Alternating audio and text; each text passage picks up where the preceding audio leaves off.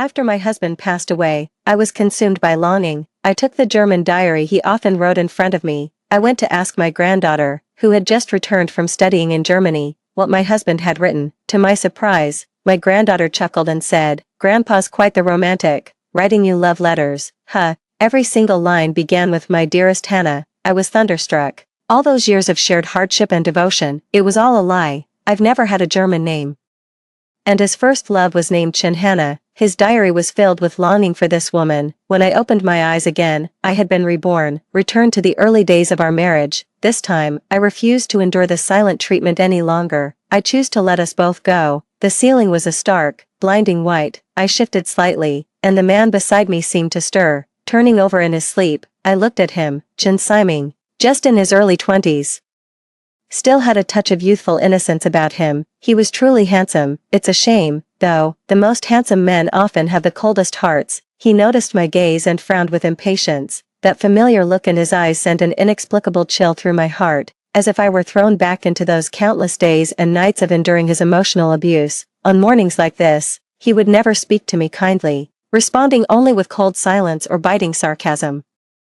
Each word a stab to the heart. My eyes fell on the calendar by the bed, June 12, 1988. It was 1988, and Siming and I had just passed our third wedding anniversary. Gripping the edge of the bed, a wave of nausea hit me. I tried to steady myself, but my whole body felt weak and drained. "Siming," I whispered, my voice faint. He cast a casual, icy glance in my direction. "You're awake. Then get up and make breakfast. Stop dawdling." "Siming, I think I have gastroenteritis.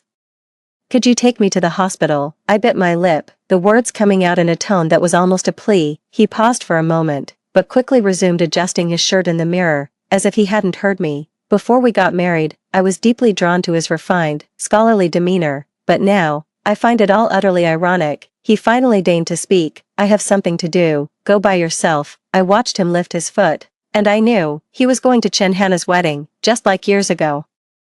When he abandoned me at our own wedding to rush to her graduation ceremony. "Siming," I called out to him, my voice soft but laced with a barely perceptible tremor. He glanced back at me, his gaze cold and tinged with impatience, as if to say, "Is there anything else?" In his eyes, I was nothing more than a dispensable wife, a tool to placate his family's pressure to marry. In over 3 years of marriage, he barely touched me. The most intimate contact we ever had was the perfunctory kiss he planted on my forehead the day we got our marriage license. A cold sweat broke out on me. "I'm in so much pain, can't you see that?" He gave a scornful laugh and turned to walk away. I knew it. I meant nothing to him. That's just how he is. My concerns are beneath his notice, and my feelings are of no consequence to him. I forced myself to get out of bed, my stomach churning violently and my vision going dark in waves, but I still managed to drag myself to the hospital. The doctor said it was due to prolonged mental stress, combined with an irregular diet, that led to acute gastroenteritis, requiring a few days of hospital observation. Lying in the hospital bed, I gazed at the sky outside the window, my mind flooded with 1,000 thoughts. Is this really all there is to my life? Am I really going to muddle through this miserable existence like I did in my last life? No, I refuse. Given a second chance, I'm going to live for myself this time.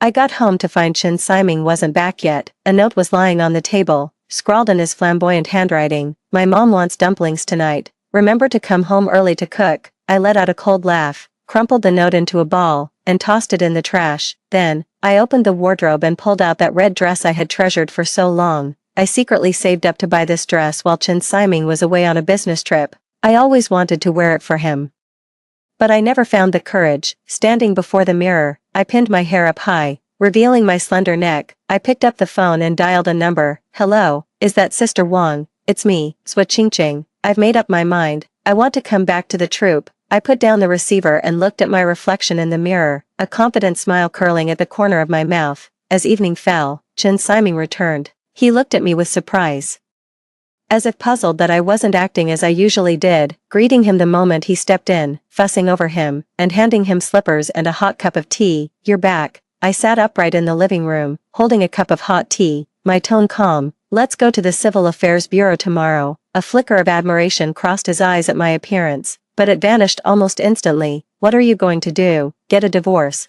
As those 2 words left my lips, it felt like a massive weight I'd carried in my chest for years had finally lifted, and a profound sense of relief washed over me. Do you have any idea what you're saying? He finally looked me in the eye, a hint of mockery in his tone. I know. I met his gaze and said, slowly and deliberately, I want a divorce. He ignored me and poured himself a glass of water. I'm hungry. Is there anything to eat? After we get divorced, you can go find your Hannah however you like. I won't stand in your way. What is all this nonsense? He frowned impatiently. Hurry up and get me something to eat. I'm starving. Chen Siming, if you loved Chen Hannah so much, why didn't you just marry her back then? Pressure be damned. So why won't you divorce me now? What nonsense are you talking about? His eyes darted away, unable to meet my gaze. Nonsense. I let out a cold laugh, tears welling up and spilling over. Chen Siming, search your conscience. After all these years, have you ever treated me right? What did you even take me for? I stood up, pouring out the years of pent-up hurt and fury that had been festering in my heart. In 3 years of marriage, how many times have you touched me? How many times have you shown me any real care? Who else is in your eyes and heart, besides your first love, Chen Hannah? How dare you write a diary about loving her right in front of me? What do you take me for? You. How did you know? I let out a cold laugh.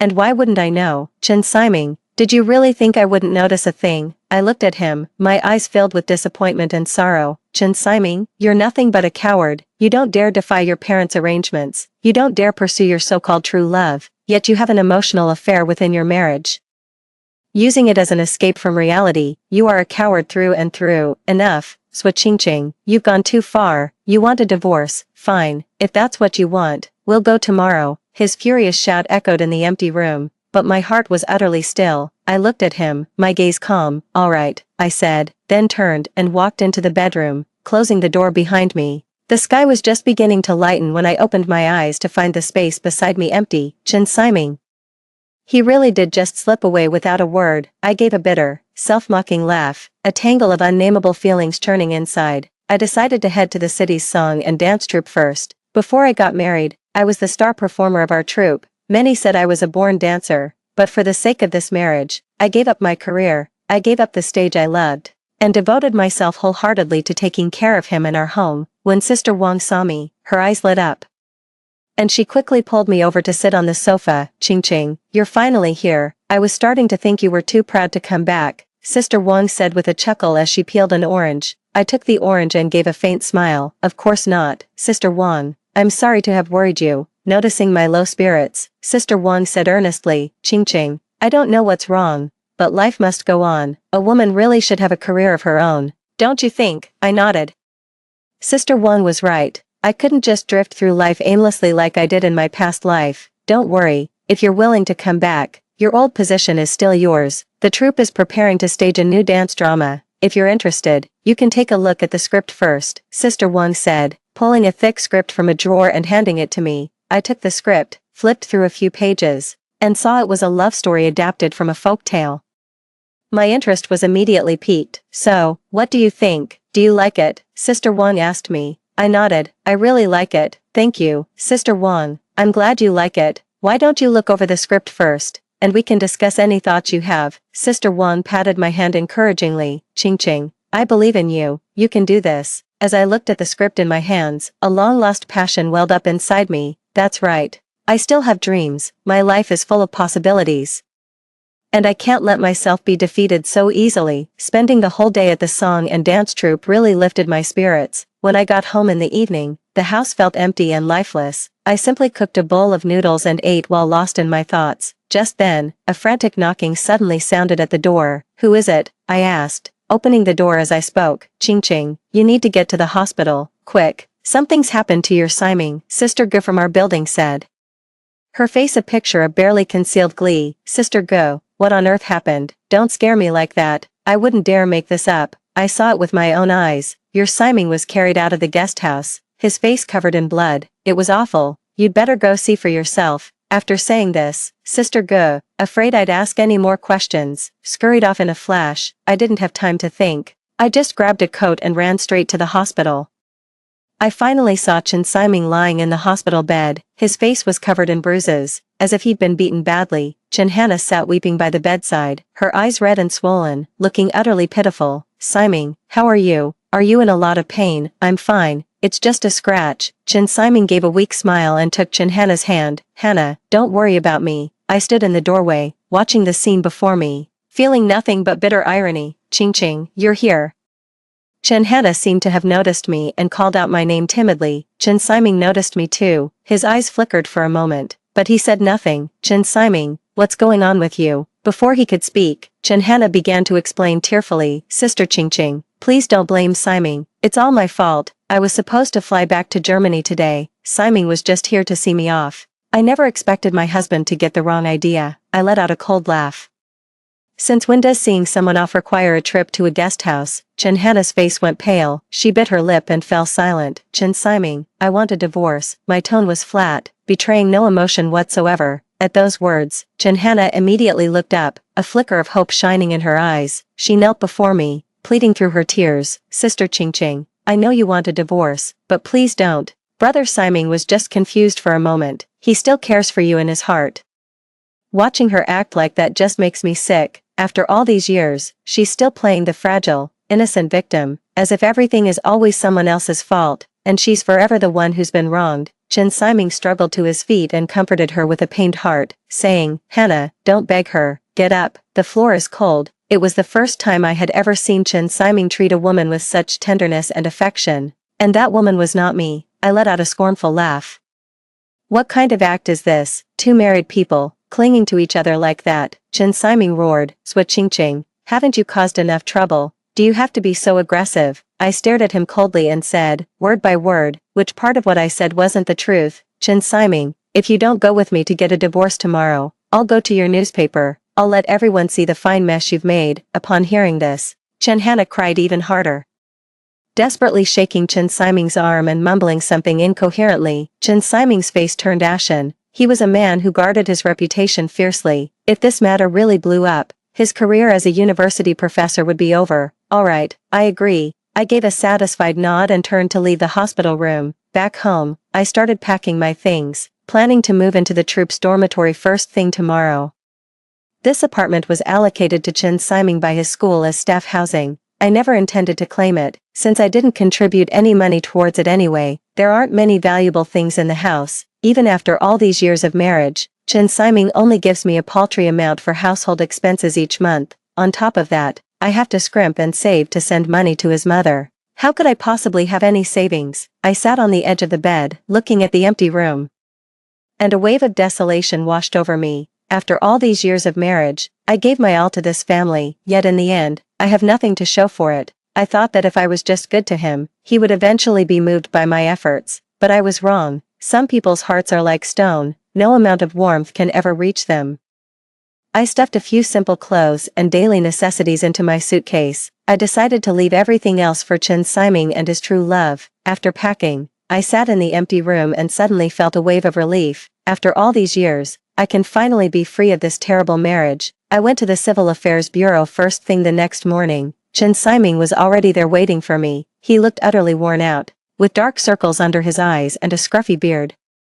As if he'd aged 10 years. When he saw me, his lips parted as if he wanted to say something, but in the end, he remained silent. The divorce proceedings went smoothly. In less than half an hour, we had our divorce certificates in hand. As we stepped out of the Civil Affairs Bureau, Chen Siming called out to me, Ching Ching, are you really going to do this? What about us? That's enough, Chen Siming. I cut him off. It's over. From now on, let's just be strangers. With that, I turned and walked away without a backward glance. The dorm was Spartan, furnished with just a bed, a desk, and a chair, but I was perfectly content to get back to peak condition as fast as possible. I had to push myself harder than anyone else. I even stretched my legs while sleeping. Mastering the fundamentals is just that crucial. I haven't exactly let myself go these past 3 years of marriage, but I am a bit out of practice. As Sister Wang adjusted my hairpiece, she asked, Ching Ching, are you sure about this? You're really going through with the divorce? I smiled at my reflection in the mirror. This face of mine had good bones. It was just worn down and weary from all the hardship. Ever since the divorce, she's been glowing more than ever. Sister Wang, you really don't need to worry about me. I know what I'm doing. Sister Wang sighed and didn't say another word. I was standing in front of the mirror, fastening the buttons on my practice uniform. I heard someone calling me from outside. Ching Ching, there's someone here to see you. They're downstairs. I hurried downstairs and saw Chen Siming. He was wearing a crumpled shirt and looked much more haggard, a far cry from the impeccably dressed university professor he once was. What are you doing here? I asked coldly. He lowered his head, his voice low. Give me the family savings, I need the money. His words made me laugh in disbelief. Chen Siming, you have the nerve to ask me for money. What savings do we even have? The little money I've scraped together all these years isn't even enough to buy your mother supplements and gifts for your precious first love. Chen Siming's face darkened. Swa Qingqing, how can you say that? That money was what my mother rightfully deserved. Hannah, she's not well, she needs care. I was so infuriated by his self-righteous attitude I almost laughed. I pulled a ledger from my bag and threw it in front of him. Take a look for yourself. I've kept a record of every single household expense over the years. Chen Siming opened the ledger, his expression growing increasingly grim. See it clearly now, Professor Chen, I said with a cold laugh. If there's nothing else, don't bother me again. He closed the ledger, a flicker of embarrassment crossing his face. Qingqing, after all, we were husband and wife. Alright, Chen Siming, let's part on good terms. Please don't come looking for me again. Qingqing, how do you wash a white shirt so it doesn't turn yellow? Also, what should you pay attention to when ironing clothes? I was taken aback for a moment, staring at him in surprise. Who would have thought that Professor Chen, who's always kept his hands clean of any real-world toil, would ever deign to come down to earth? Go ask your mother, she's got plenty of experience in that department, I said coldly before turning and walking away. In the following days, Chen Siming was like a changed man. Making frequent trips to the song and dance troupe. One moment he'd be asking if the dish would be too salty with extra soy sauce, then he asked me how to clean the water stain off the floor. He asked me cautiously, Qingqing, I noticed a button came off my shirt, could you sew it back on for me? I rolled my eyes and said irritably, why don't you ask your Hannah to do it? Hannah, she doesn't know how to do these things. What? Just because I know how, I'm obligated to help you. Chen Siming was left speechless by my retort. I continued, Chen Siming, let me make this clear, I'm no bodhisattva, I don't have that much compassion to spare on you. If you want to live your life, then live it well, and don't bother me. Chen Siming kept on complaining incessantly, finding fault with Hannah one moment and criticizing her the next, as if he had suffered some grave injustice. I was getting sick and tired of hearing it. Tell the security guard directly not to let him in anymore. Peace and quiet at last. Every day, I train until my legs go numb and my clothes are soaked with sweat, but looking at my increasingly lighter, more agile self in the mirror, my heart fills with strength. I was like a butterfly reborn from its chrysalis, greedily soaking up the sun and rain, yearning to burst forth with the most dazzling brilliance on stage. The day of the performance finally arrived. Adorned in exquisite makeup and a magnificent costume, I twirled and leaped under the spotlight. Every single movement was infused with all of my emotion. It was a farewell to past sorrows and a hopeful gaze toward a brighter future. As the curtain fell, thunderous applause erupted from the audience, lingering in the air. In the crowd, I saw Chen Siming standing there, his gaze complex as he looked at me, a bouquet of flowers in his hand. After the performance, I took off my makeup, changed back into my own clothes, and walked out of the theater. Chen Siming walked over, handed me the flowers, and said, congratulations, Qingqing, your dancing was truly beautiful. I took the flowers and said quietly, thank you, can we start over? He looked at me, a glimmer of hope in his eyes. I was taken aback for a moment, staring at him. I suddenly felt he was a stranger. Chen Siming, I don't have any feelings for you anymore, I said calmly, it's over between us. His face went pale. After a moment of silence, as if he had finally made up his mind, he spoke, Qingqing, I regret it. Hannah is simply not suited for a life together. She's too pampered, too dependent on me. I feel exhausted and suffocated every single day. I looked at him and suddenly found the whole situation rather amusing. Once, he treated me as if I were invisible, speaking to me with nothing but cold indifference. Yet now, he's trying to win my sympathy by badmouthing another woman right in front of me. Chen Siming, that was your choice. I couldn't help but sneer. Who was it that, for her sake, couldn't even be bothered when my mother was sick in the hospital? Who was it that, to buy her a gift, even forgot my birthday? Now you realize she's not wife material.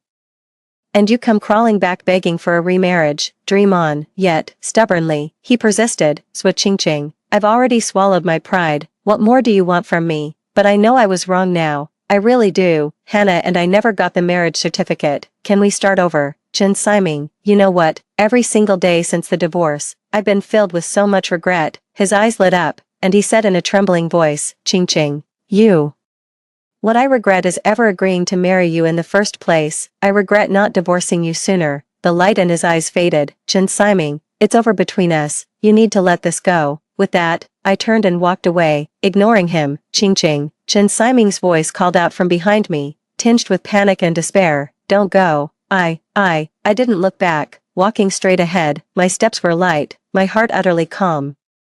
I went with my colleagues from the troupe to celebrate the successful performance. Everyone was chatting and laughing. The atmosphere was wonderfully warm. Ching ching, you were amazing today. Holding up her glass, Shally said excitedly. I feel like you're back to your old self again, just radiating with light. Absolutely, Ching ching, you've become more and more beautiful since your divorce. Another colleague chimed in agreement. I smiled, raised my glass, and said, come on. To our brilliant performance, cheers, cheers. The next day, I received a notice from the song and dance troupe. They said a new film was in the works, and after the director saw my performance, he felt my demeanor and look were a perfect fit for the female lead and wanted to invite me for a screen test. My hands trembled with excitement as I held the acceptance letter. I began to pore over the script word by word, delving into the character's inner world, as if possessed. I plunged headlong into the script. What on earth are you doing? A shrill, angry shout yanked me violently out of the world of my script. Before I could even process what was happening, a rough hand seized my hair, yanking it so hard my scalp screamed in pain. I gasped sharply from the pain and looked up to see the harsh, unforgiving face of my mother-in-law. Useless woman, why are you here instead of home taking care of Siming? Chen Siming and I are divorced. What I do now is none of your business, I said coldly, prying her hand from my hair with force. She curled her lip in disdain. Divorced? It's only because you couldn't give him a son that my boy wanted to leave you. Hannah is pregnant now. You get your ass home right now and take care of her. Once the baby's born, you'll be its second mother. I can't believe my ears. Chen Siming and Chen Hannah getting together is one thing, but now you actually expect me to go back and be their slave. Get lost. I'd rather be unwanted by anyone than be trampled on by your Chen family. You little brat, you think you're all grown up now. Huh, how dare you speak to me like that? The mother-in-law was furious and raised her hand to hit me. Oh my goodness, what's going on here? Let's talk this through calmly. Exactly, don't resort to violence. It's so unseemly. Seeing this, several colleagues nearby rushed over to hold back the mother-in-law, all talking at once to try and calm her down. Held back by several people, the mother-in-law couldn't move a muscle. She ground her teeth and spat out, "You just wait, this isn't over." I watched her furious, retreating figure and let out a cold laugh. I'm not the meek, submissive switching I used to be, but I still underestimated her. She spread rumors everywhere, calling me a loose woman and a tramp, saying that Chen Siming and I divorced because I couldn't stand the loneliness and had someone on the side. At first, I didn't care. A clear conscience fears no accusation, so I let her say whatever she wanted, but I never imagined that rumors could twist and distort as they spread, and their destructive power was immense. That evening, I was rehearsing alone in the practice room. The door to the practice room was gently pushed open from the outside. Thinking it was a colleague, I spoke without turning around. It's so late, why haven't you gone home to rest? A sudden chill swept over me from behind, before I could react. A rough, large hand clamped over my mouth. Another arm wrapped tightly around my waist, holding me in a vice-like grip. I was utterly terrified, struggling desperately, but my assailant was too strong. I couldn't break free. A lecherous voice whispered in my ear, "Your mother-in-law says you can't go a day without a man. Let me take good care of you." I recognized it. It was Lu Er, a temporary worker in our troupe. He was a layabout who was always trying to take advantage of the girls. I can't believe he actually dared to lay a hand on me. You're lying, let go of me. I cried out in terror, struggling desperately. Your mother-in-law said you're just dying for men to look your way, told me not to hold back and to have a good time with you. As Lu Er spoke, his hands grew even bolder. In a moment of desperation, I sank my teeth into Lu Er's arm, putting every ounce of my strength into the bite. Ack! Lu Er cried out in pain and released his grip, seizing the chance.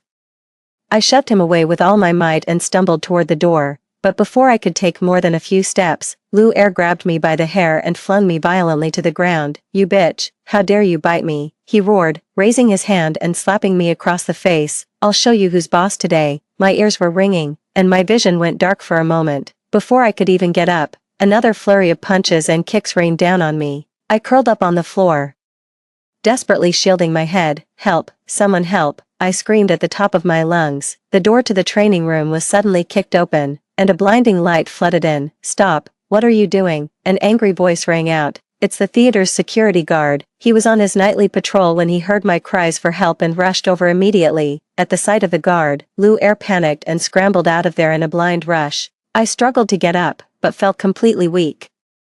My vision went dark, and I passed out. I struggled to open my eyes, my vision a blurry haze. After blinking a few times, the white ceiling and the anxious face of the troop leader beside me came into focus. "Oh, my dear Ching Ching, you're finally awake." She grasped my hand tightly. "How do you feel? Are you still in pain anywhere?" I struggled to sit up, but the movement tugged at my wounds, making me gasp sharply in pain. "Oh, don't move. Just lie still. The doctor said you need to rest and recover."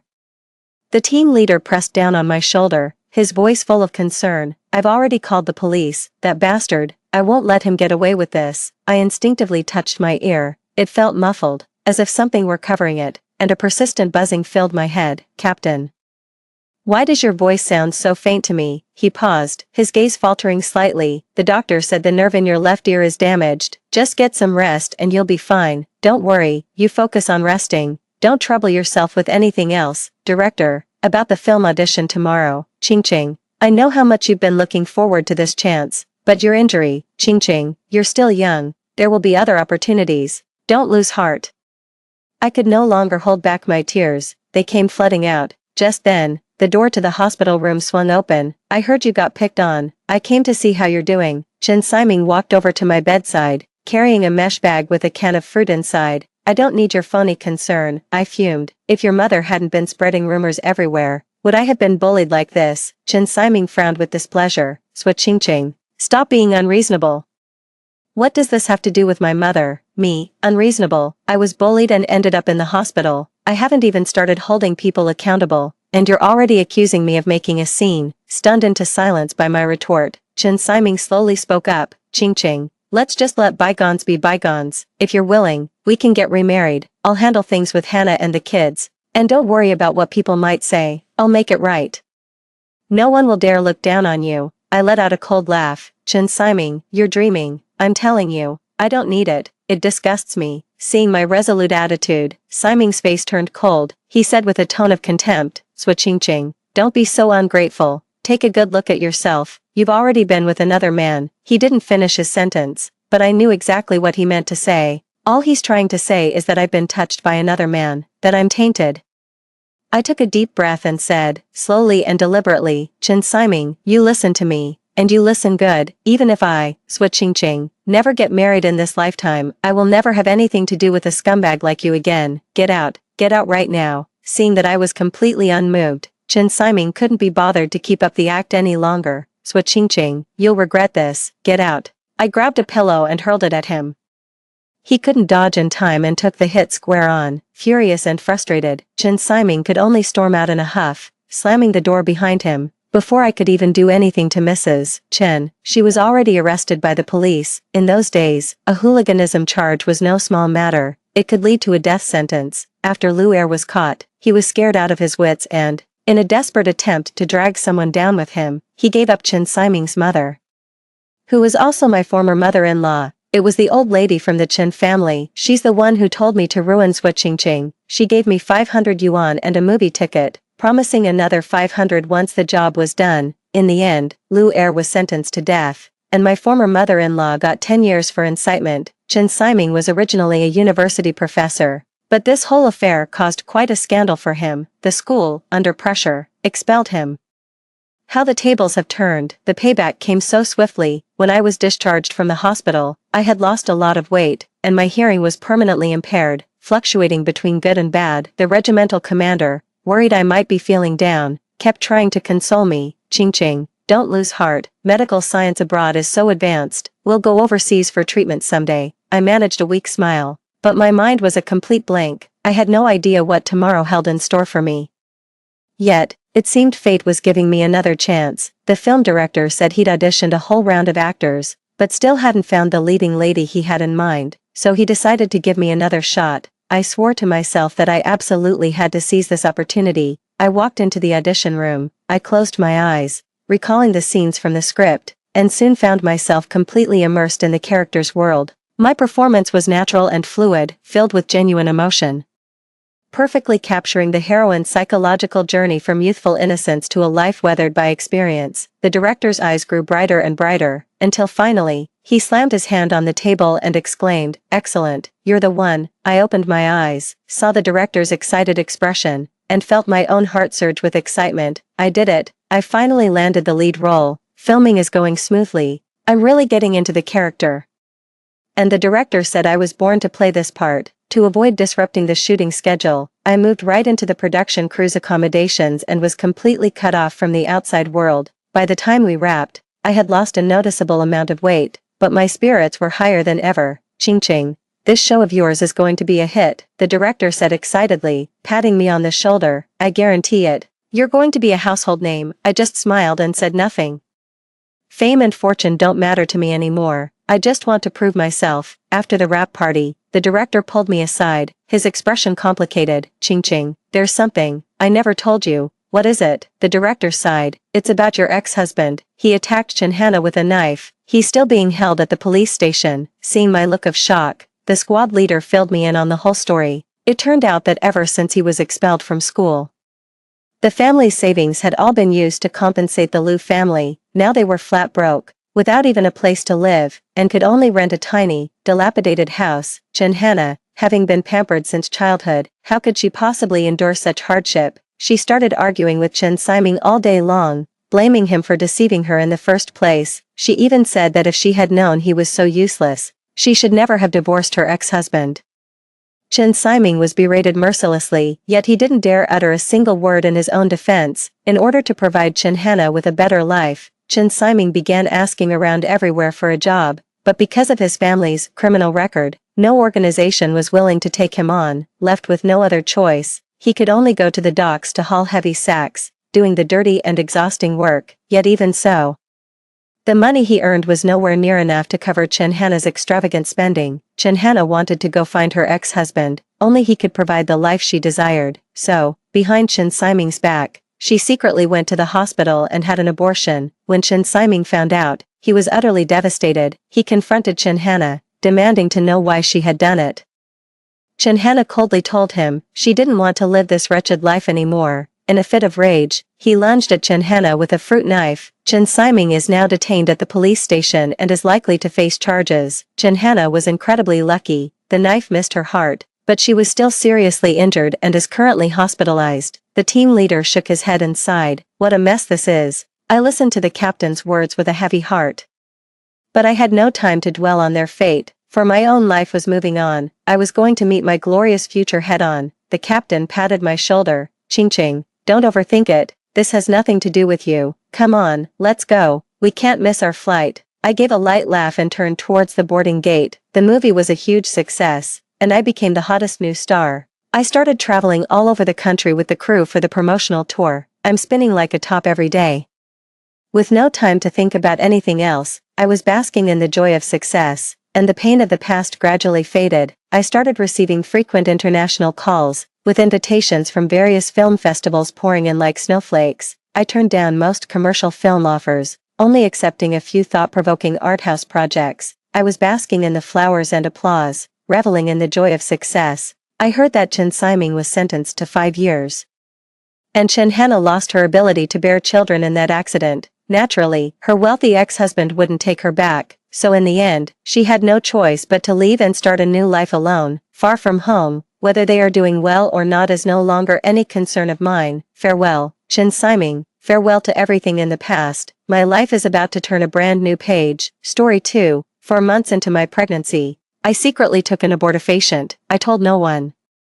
And every day I would strap a pillow to my belly, pretending the child was still there, all because, in my past life, my widowed sister-in-law and I gave birth on the same day. She delivered a healthy baby boy, while in my swaddling clothes lay a piglet. My husband flew into a rage. He dashed the piglet to its death and declared to everyone that I had committed adultery with a pig demon. He then had me tied to a pyre and burned alive. In that final moment, as the flames licked at my skin, I saw my husband holding my sister-in-law, a blissful smile on his face. My sister-in-law just lost her husband, and if she then gave birth to a stillborn child, the whole village would brand her a jinx. I had no other choice but to switch her babies. My sister-in-law wept bitterly beside me, I'll pick a prime burial spot for your sister-in-law and bury her with the piglet, so she won't be lonely. I perished in the flames, consumed by hatred, given a second chance at life.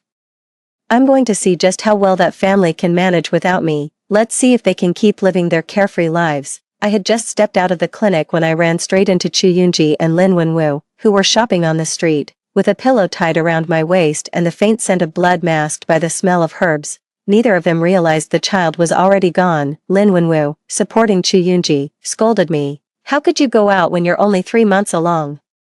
Aren't you afraid of harming the pregnancy? Had I heard those words before, I would have thought Lin Wenwu was simply worried about me, but now, hearing them again, it's clear he's afraid that if I lose this child, there will be no one to exchange for the piglet in Chu Yunji's belly. I concealed the disgust in my eyes and spoke in a feigned, fragile tone. I wasn't feeling well, so I went to buy some medicine to stabilize the pregnancy. I didn't expect to run into sister-in-law and Wenwu. From a distance, I almost mistook them for a married couple. Lin Wenwu held Chu Yunji's hand protectively in front of her, while she clung tightly to his waist. Combined with their earlier intimate gestures, they looked every bit the married couple. Chu Yunji, flustered, let go of Lin Wenwu's hand. I'm feeling a bit unwell in my stomach. That's why I asked Wenwu to support me. Lin Wenwu, meanwhile, looked at me with disgust and snapped. My relationship with my sister-in-law is completely innocent. It's your own dirty mind that sees filth everywhere. Besides, with my elder brother away at the battlefield without a word for so long, it's only natural for me, as his younger brother, to take good care of his wife. Qingqing, you come from a merchant family and are strong and healthy. You simply can't understand the suffering a woman endures during pregnancy. Had I not known the truth, I might have actually been taken in by Lin Wenwu's words and knelt in shame before Chu Yunji's door to apologize. After being reborn, I finally realized how foolish I had been, to have actually believed the lies spun by Lin Wenwu and Chu Yunji. He preached about respecting his elder brother and caring for his sister-in-law, but in truth, he had already crawled into her bed. In my past life, I pitied Chu Yunji for being widowed so young. Not only did I feel no jealousy when my husband showed her favoritism, but I also sent a steady stream of precious medicinal herbs to her room. Even when we gave birth on the same day, I was so afraid Chu Yunji would suffer any hardship that I assigned several midwives to attend to her. Little did I expect that after I had suffered through a day and night of torment, Lin Wenwu would take one look at the child and try to drag me to the woodshed to burn me alive. He claimed I couldn't bear the loneliness and had committed adultery with a pig demon. Cuckolding him, my hands trembling, I took the child from Lin Wenwu. The infant had pinkish-white skin, a snout like a pig's, and a tiny tail. It was the very image of a piglet. I desperately tried to explain, but not a single soul believed me. In front of all the servants, he stripped me naked, tied me to a post, and burned me alive. My enormous dowry was then carved up and plundered by that whole crowd. My mother, refusing to believe their lies, came to uncover the truth, but their actions drove her to such fury that she suffered a stroke. The families nearby who had suffered from the pig demon's rampage hated me to the very marrow of their bones. They scattered my ashes in the latrine, cursing me to suffer for all eternity, never to find peace in the afterlife. And my own flesh and blood, my son, even after learning the truth, refused to acknowledge me. Instead, he admired Lin Wenwu's cunning and wanted nothing to do with a merchant's daughter like me as his mother. The mere thought of my miserable end in my past life, while they climbed to wealth and comfort over my corpse, sent a tidal wave of rage churning in my chest. I said with biting sarcasm, "Oh, really? Wenwu has never been that considerate with me, too. I accidentally fell into the water the other day." After Wenwu saw the child was safe, he never stepped foot in my room again. It's clear that in his heart, you, his sister-in-law, are far more important than I am. Lin Wenwu cleared his throat awkwardly. Yunji isn't well, and she's carrying my elder brother's only heir. Naturally, I should take extra care of her. As for you, if you're feeling unwell, you should go back and rest. I walked towards the carriage. Just as I lifted the curtain, I heard Lin Wenwu add, "Oh. And Yunji has been unwell lately. The physician prescribed bird's nest for her. Make sure you have someone send it over." That was the real point of it all. Bird's nest is a tribute reserved for the imperial family. Even as the wealthiest family in Yangzhou, we only possess a few ounces. How could someone like Chu Yunji be worthy of such a treasure? With a sweet smile, I agreed on the surface, but once inside the carriage, I ordered my maid to feed all the bird's nest to my wolfhound. Even a dog shows genuine loyalty to its master. Chu Yunji only deserves to drink boiled tree bark. Upon returning to the estate, I had my personal maid take the inventory list to account for what remained of my dowry. Lin Wenwu and I were matched by a matchmaker. When he came to visit, he was impeccably polite and treated me with the utmost respect. I also heard that the Lin family valued loyalty and affection highly. They even took devoted care of their widowed sister-in-law. I thought a family like that would surely not be harsh to a daughter-in-law. That's why, with a boatload of dowry, I married down to a scholar whose family had already fallen into decline. He said there was no one to look after his family, so I took out all my dowry and let the Lins spend it freely. When my mother-in-law fell gravely ill, I tended to her day and night for months, even cutting flesh from my own body to use as a medicinal ingredient. Even though he was not one to curry favor with the high and mighty, I still used my own gold and silver to grease the wheels at every level, smoothing his path to officialdom. I truly believed I had never failed the Lin family, yet I never imagined I would meet such a ruinous end, my reputation destroyed and my very bones ground to dust. After my mother-in-law found out I had reclaimed my dowry, she came to my room several times to make a scene. I managed to fob her off by claiming I had lent the money out. As for Lin Wenwu, I told him the pregnancy was unstable and that he should sleep in a separate room. Lin Wenwu's heart had long since flown to Chu Yunji's side. He wished he could be glued to her every single day, so of course he agreed, putting on a pitiful act. He said he was going to rest in the study. Before leaving, he didn't forget to tell the maid to take good care of my condition. Yet, the moment he stepped out of my room, he turned right around and headed straight for Chu Yunji's quarters. Lin Wenwu was convinced I loved him to the very marrow of my bones, that he had me completely under his thumb, and would therefore naturally take good care of the child. That's why he kept a close eye on my situation. In the days that followed, I pretended to know nothing, watching him lavish attention on Chu Yunji while I peacefully rested from my pregnancy. Official duties kept him busy.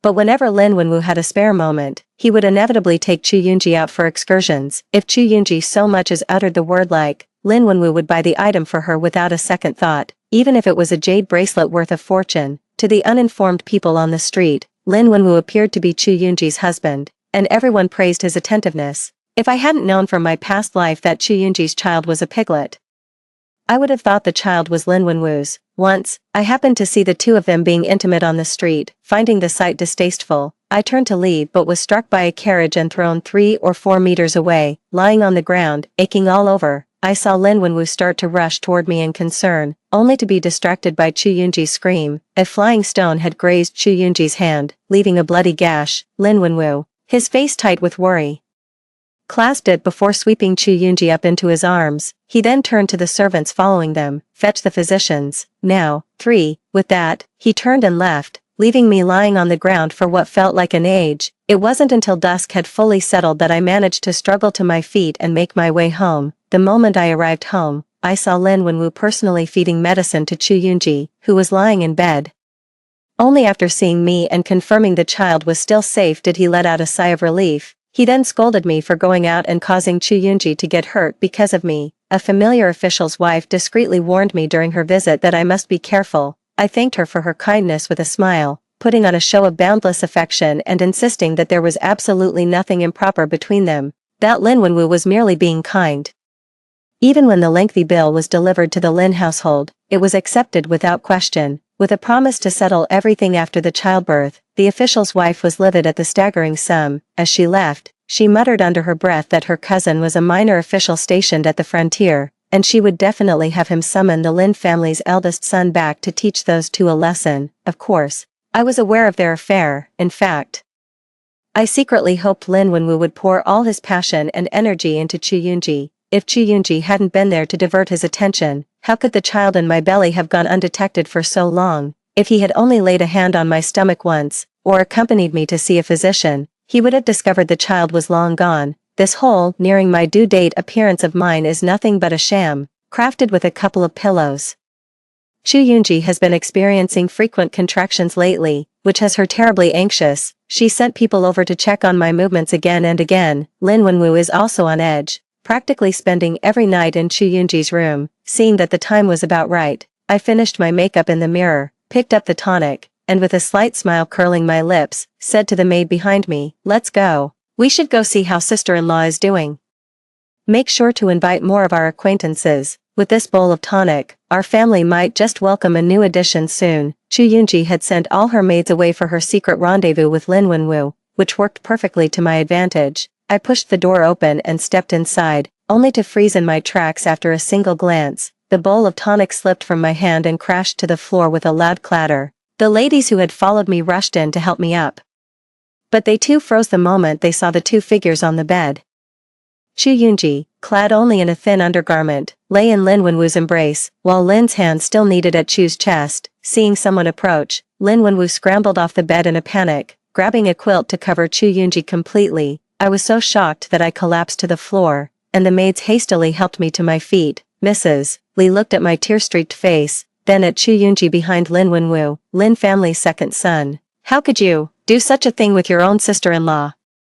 You've misunderstood. I haven't been feeling well lately, so I asked Wenwu to give me a massage. Chu Yunji hurriedly explained. Ching. Didn't Wenwu ask me to come here? Hurry up and explain. I forced down the bitterness in my heart. It was my instruction to Wenwu. With no one to look after my sister-in-law, I had Wenwu stay in her room every day. The words were like a stone thrown into water, sending ripples through the crowd. People covered their mouths, casting scornful looks at Lin Wenwu and Chu Yunji. I reckon this child is the second son of the Lin families. Why else would she abandon her own flesh and blood to go care for someone else? Chu Yunji's eyes welled up with tears, on the verge of crying, while Lin Wenwu pointed at me and shouted, Lu Qingqing, you pretended to be virtuous to get me to come to Yunji's side, and then deliberately led others here. What is your real intention? For Yunji is already pitiful enough. You know full well she's about to give birth, yet you still tried to ruin her reputation. Are you trying to get two people killed? Realizing what was happening, Chu Yunji scrambled off the bed and, with a desperate struggle, tried to hurl herself against the wall. Qingqing, I know you hate me. I'll take the child and end it all right now, so I'll never be a bother to you again. I'll prove my innocence with my death. There was nothing improper between me and Wenwu. Once again, a flurry of people rushed forward in a hurry to restrain Chu Yunji. Seeing Chu Yunji's intense reaction and Lin Wenwu's righteous demeanor, the crowd began to waver. Could it really be Lu Qingqing's scheme? Those from merchant families are always so cunning. This is driving someone to their death. How could Lu Qingqing be so vicious? As the accusations rained down on me, Chu Yunji suddenly clutched her stomach, groaning in pain. Her water had broken.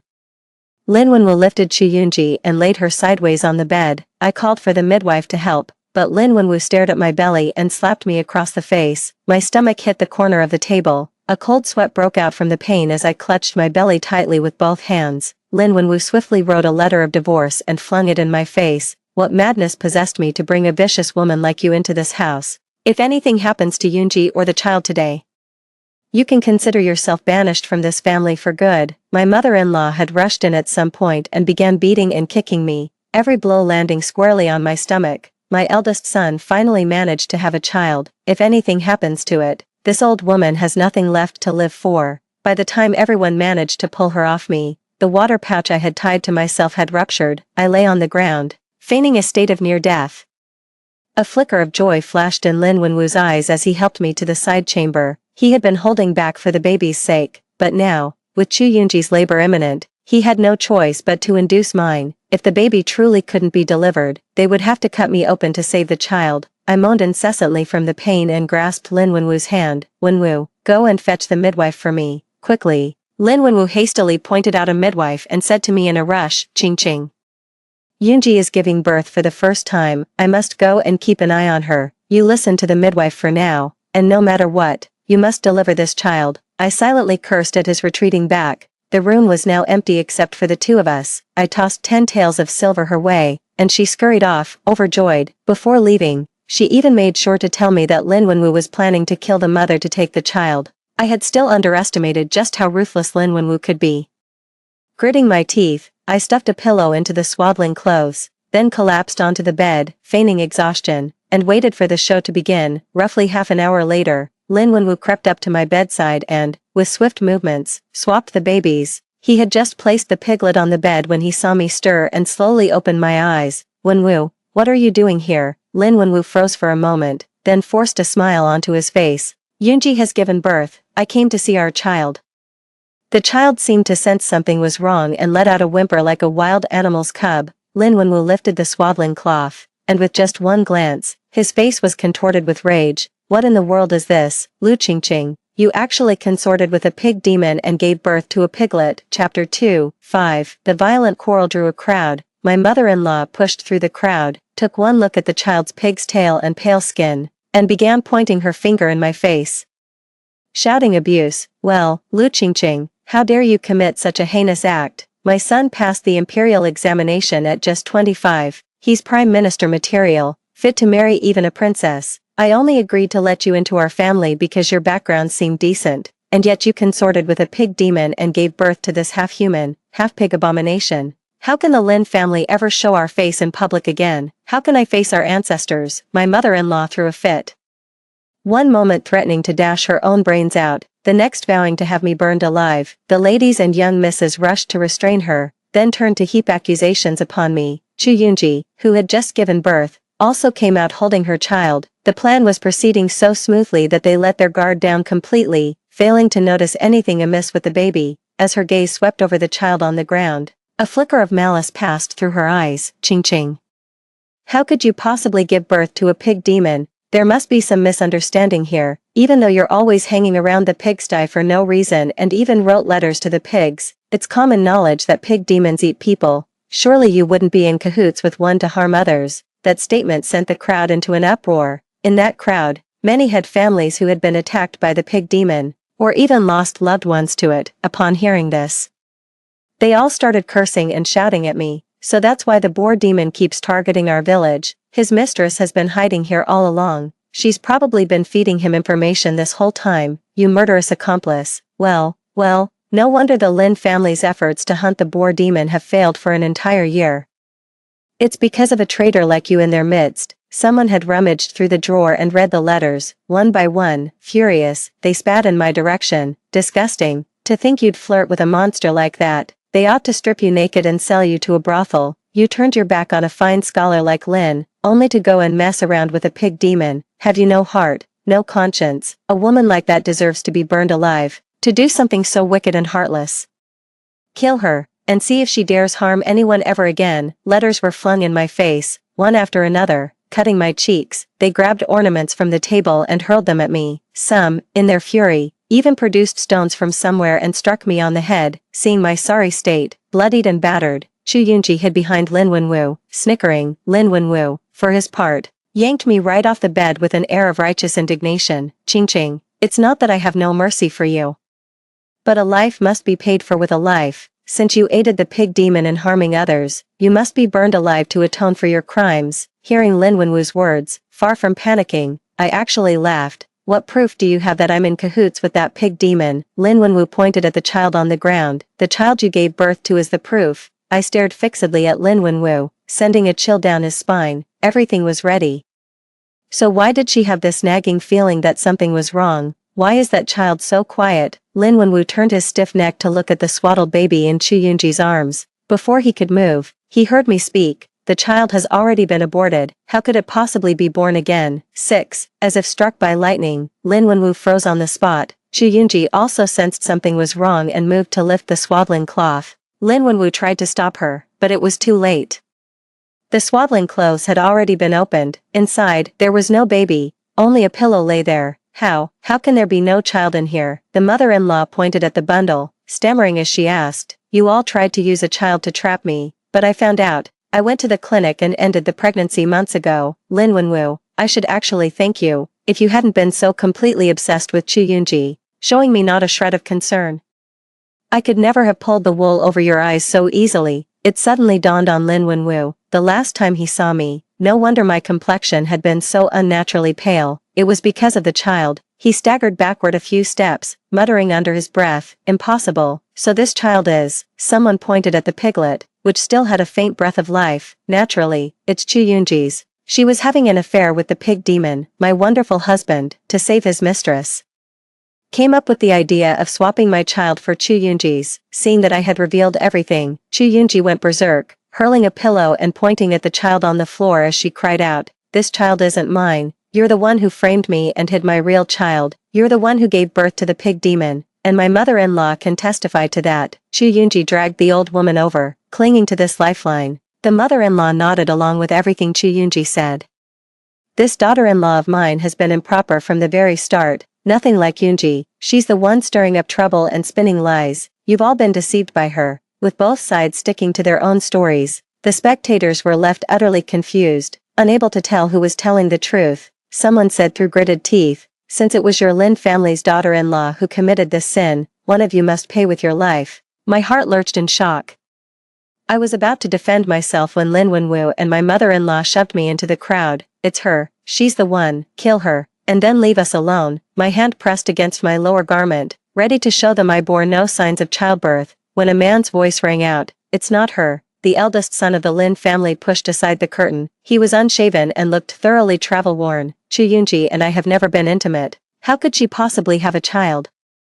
The words struck the crowd like a thunderbolt, and all eyes turned to scrutinize Chu Yunji. Chu Yunji stumbled backward, her mouth moving in a continuous, frantic whisper. "That's not true. I've been stationed at the border for 3 or 4 years now, and I've never once returned home. Every soldier stationed here can vouch for that." Lin Wenwu and the others had always told people that the eldest son of the Lin family had secretly returned home a few times at night, which was how he had left behind an heir. Now, with the man himself publicly contradicting their story, their faces fell with palpable embarrassment. When Chu Yunji went into labor, many midwives were present and assisting. Although they didn't directly handle the child, the commotion and sounds of childbirth were unmistakable. It was a genuine birth. Right at that moment, the physician arrived, just as promised.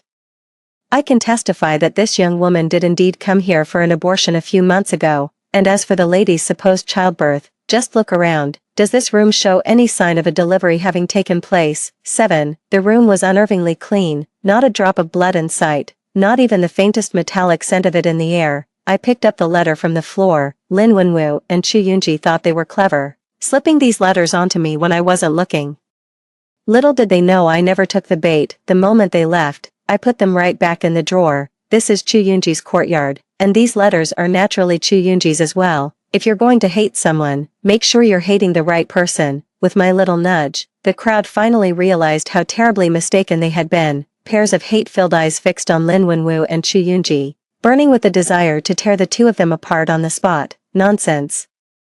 "How dare you frame Yunji?" Lin Wenwu quickly came up to me, grabbed my sleeve, and said in a hushed voice, "I know you resent how well I treat Yunji. If you take the fall for her this time, I promise my heart will belong to you alone from now on." He seemed utterly heartbroken. "I will never see Yunji again." Oh, how touching. Sarcastic tone. Listening to Lin Wenwu's words, I could only laugh. That line might have held some appeal for the me from my past life, but in this life, I wish Lin Wenwu would stay as far away from me as possible. I raised my voice. "Wenwu, if you knew that Chu Yunji was colluding with the pig demon and getting people killed, you should have told them sooner. How could you just stand by and watch them die?" Lin Wenwu wasn't expecting me to say that. In a panic, he immediately tried to cover my mouth, but I nimbly dodged him. The crowd closed in on Lin Wenwu step by step. He wanted to run, but there was no escape. He and Chu Yunji were surrounded and beaten together. "Ching ching, ching ching, please save me, Lu Ching ching. I hope you die a horrible death."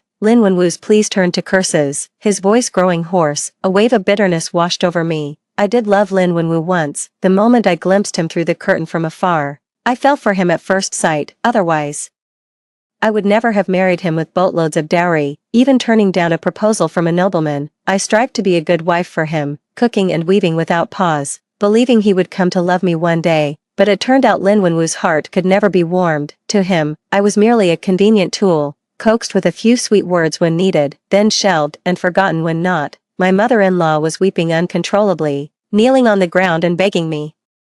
This was all that little tramp Chu Yunji's idea. "It has nothing to do with my son. He's still young. He has a bright future ahead of him and could become a high official. Please, I beg you, call off your people." If this were someone easily swayed by propriety, seeing an elder beg like this would have left them utterly flustered. But I'm someone who's already died once. No amount of face or social standing is more important to me than my own peace of mind. I raised my hand and slapped him right then and there. "So I only hit him and not you, huh? Did that feel good? You were having a grand old time cursing me out just a moment ago." After a few more slaps, the old woman's face was swollen like a pig's head. I didn't stop until my arm was sore from hitting her. The mother-in-law lay on the ground, clutching her cheek and slurring her words. You dare hit me. I'll have my son divorce you."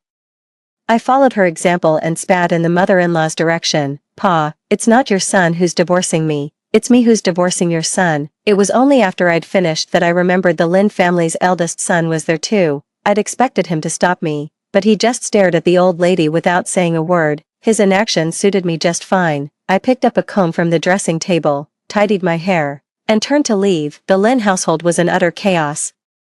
Seizing the moment while the old lady and others were preoccupied with Lin Wenwu and his lot, I swiftly directed the maids to pack up and take everything from the estate. If it was mine, I wouldn't leave them so much as a teacup. Looking at the completely empty Lin residence, I felt utterly satisfied. I had contacted my parents days ago. I was just waiting for them to arrive so I could take my dowry and leave this wretched place for good. 8. By the time my mother-in-law came to her senses, the house was stripped bare, with nothing left but the pillars holding up the roof beams. Furious, she threw herself on the floor, wailing and screaming, calling me an ill-bred woman. The onlookers had no patience for her antics. One of them spat right in her face. "Pa, you schemed to send that poor girl to her death in your place. Now that you've been found out, you have the nerve to make a scene. That Lu girl is still too soft-hearted. If it were me, I wouldn't be satisfied until I'd skinned the whole lot of them." The old woman, already furious, was now so enraged that her vision went black and she fainted on the spot. The magistrate's wife was delighted to hear about my divorce and came to the inn to see me. She launched into a vivid account of the news concerning Lin Wenwu and Chu Yunji.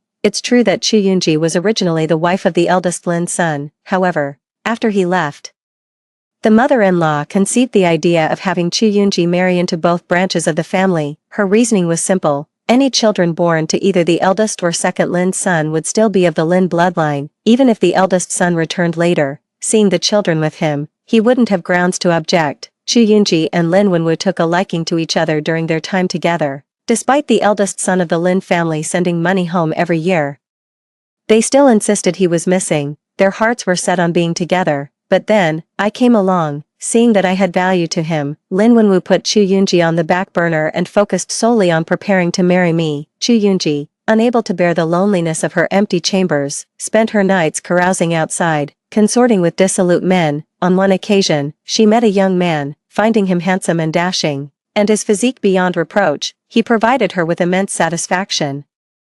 She swiftly fell head over heels in love with him. The man often inquired about slaying the pig demon, and Chu Yunji held nothing back, telling him everything she knew. Whenever the Lin family organized a hunt for the creature, the man would hide in Chu Yunji's bedchamber, where they would indulge in passionate lovemaking. Although Chu Yunji felt something was amiss, physical pleasure took precedence, so she didn't dwell on it. It wasn't until the pig demon, drunk one night, revealed its true form that Chu Yunji realized the grave mistake she had made. She hastily drove the creature away. By then, she was already carrying the pig demon's child. After hearing her tearful account, Lin Wenwu became convinced that marrying me was the cause of Chu Yunji's misfortune. He then conceived the idea of having me take the blame in her stead. At this point, the official's wife wore a look of disdain. "I really don't know what's wrong with his head." While everyone was cursing Chu Yunji, he actually pleaded for leniency on his behalf. He said she was also deceived, and wanted you to go door-to-door kowtowing for Chu Yunji, begging them to let him off. I continued eating the dried fruit without changing my expression. Did they agree? No. Chu Yunji committed a grave crime, so naturally he could not be spared. He has already been burned at the stake. As for Lin Wenwu, he was given 10 strokes of the cane and thrown back to the Lin family. Although Lin Wenwu assisted Chu Yunji considerably, he was not the one who had illicit relations with the pig demon, nor was it his intention to let the demon escape. Furthermore, he did hold the title of a Shotsai, a scholar who passed the county-level imperial exam, so making him pay with his life would have incurred a significant cost. Lin Wenwu's future was anything but rosy. For starters, his creditors weren't about to let him off the hook. Half a month later, my parents finally arrived. My mother wore a blue dress. Though advanced in years, she was neat and elegant, her every gesture exuding the refined air of a lady of means. Remembering how, in my past life, this very mother had been driven to a stroke by my actions, then cast into the street and reviled by all, I could hold back no longer and threw myself into her arms. "Mom, what's wrong?" "Ching ching, Mom's here now." 9. Mom held me tight, and Dad wiped away tears beside us. "It was our fault, your father and I. We were fooled by Lin Wenwu's respectable appearance and let him deceive us, leading our precious daughter to this state. Come, we're going home. We'll never let you suffer like this again." My parents were pulling me away, ready to leave, before we could even board the boat. A figure lunged from the shadows and grabbed my clothes with a death grip.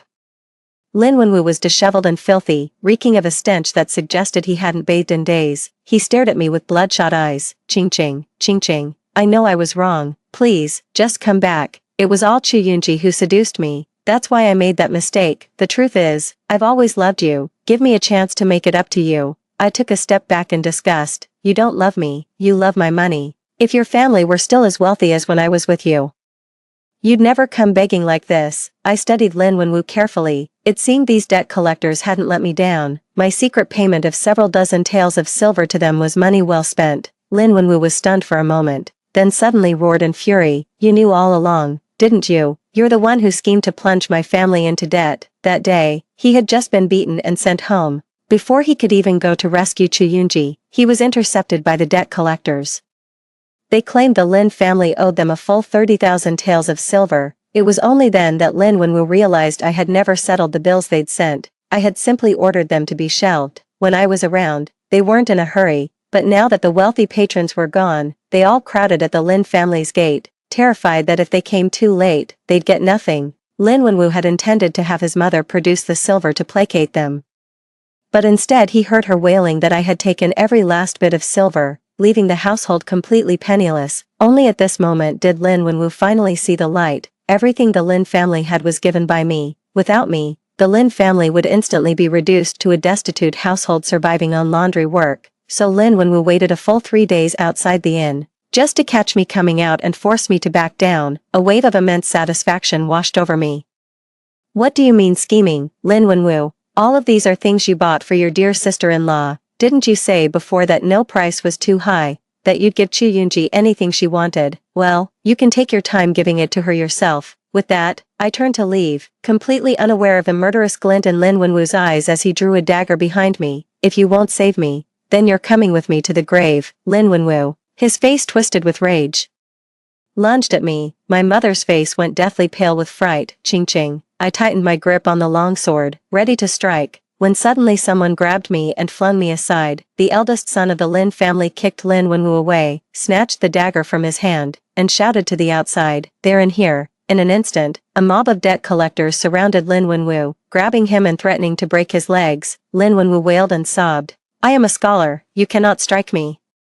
Not anymore, you're not, elder brother Lin added. You have committed adultery with your sister-in-law and framed your lawful wife. Your scholarly rank has been stripped. You are now nothing but a commoner. I am your brother, and you dare to harm me. Had I known this, I should have had mother kill you back then, Lin Wenwu shouted. 10. From his words, I learned that the eldest son of the Lin family was truly pitiable. He and Lin Wenwu were originally cousins. After his parents died, his grandmother adopted him solely to take possession of his house, forcing him to call her mother. Unfortunately, she treated him poorly. Though he was the rightful master of the house, he lived like a servant. So, as soon as he reached the age for military service, he left for the frontier. That is likely the reason he harbors no affection for the Lin family. Lin Wenwu tried to curse again, but his leg was broken, and he was hauled off to who knows where.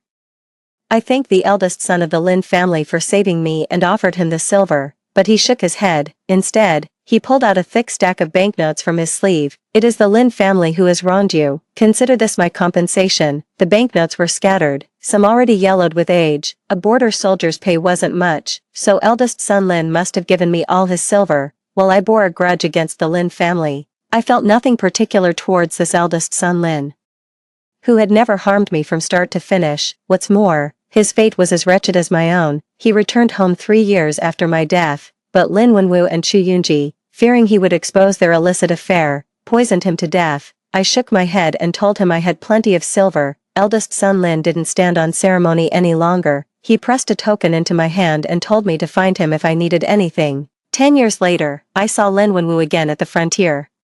His tongue had been cut out, his limbs severed, and he was kept in a box as a sideshow freak. As I passed by holding my child, Lin Wenwu abruptly stopped his act. He stared fixedly at us, howling soundlessly. Though I couldn't hear a sound, I knew he was cursing us. The troop leader, misunderstanding my gaze, thought I was waiting for the show. He gave the man a few sharp lashes with his whip to make him continue. I tossed a few pieces of broken silver. The troop leader accepted them with a beaming smile. Some folks are just born lazy. They won't lift a finger unless you beat him. Sir, this man here used to be a scholar. He owed money and got dumped on me to settle the debt. He can even swallow a sword. I'll have him perform if you'd like to see it." I declined the troop leader's offer and walked straight ahead. All that business with the Lin family is in the past. My life is far more fulfilling now. That's all for the first story. Don't go away, the next one is even more incredible. I raised my daughter to become the world's premier violinist, only to hear her call another woman mom. Mom, that woman forces me to practice the violin every single day. I can't stand her anymore. I was utterly shocked, but I forced myself to stay calm and went for a DNA test. The results revealed that my daughter was not biologically mine. My sister-in-law was her birth mother. Meanwhile, my own biological daughter, whom I carried for 10 months, was switched by my mother-in-law and given to my sister-in-law. She was mistreated and died before the age of 10. My daughter conspired with my sister-in-law and her family. After I uncovered the truth, they pushed me from a high-rise to my death and seized all my assets.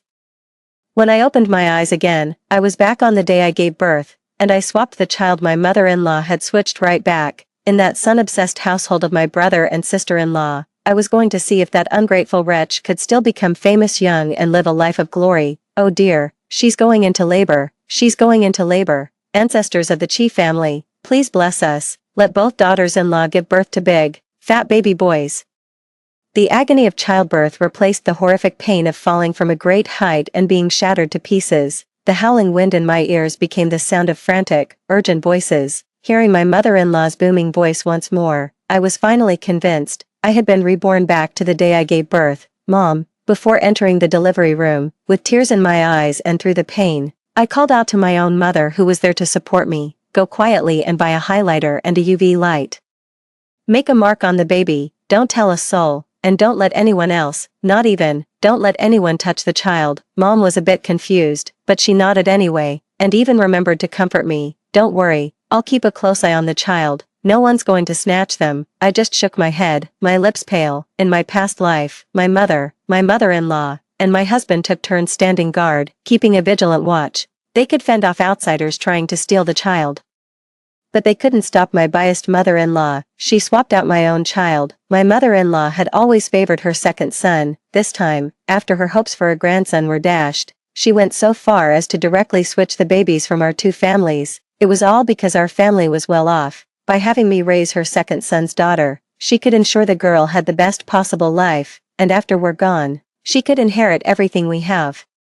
Only to hand it all over to my second brother's family. I just never expected to uncover the truth. For money, she betrayed over 20 years of my care and upbringing, conspiring with my brother and his wife to push me from the top of a high-rise. Meanwhile, my own biological daughter, unwanted and mistreated by that same brother and his wife, endured 10 harsh years of suffering before tragically passing away. This time, as I rested my hand on my still unborn child, my eyes darkened with resolve. I would never let the tragedy of my past life happen again. The operating room lights blurred before my eyes. In a haze of fading consciousness, I heard the newborn's first cry, and then, utterly spent, I could fight the exhaustion no longer and let my eyes close. I woke up to find it was already evening, with my mother standing beside me, her face etched with worry and frustration. Yingxian, your mother-in-law actually swapped the babies when I wasn't looking. She gave yours to your second brother's wife. I held back and didn't alert her, but I couldn't find the right moment to switch them back. She leaned in close, her voice a low, furious whisper at my ear.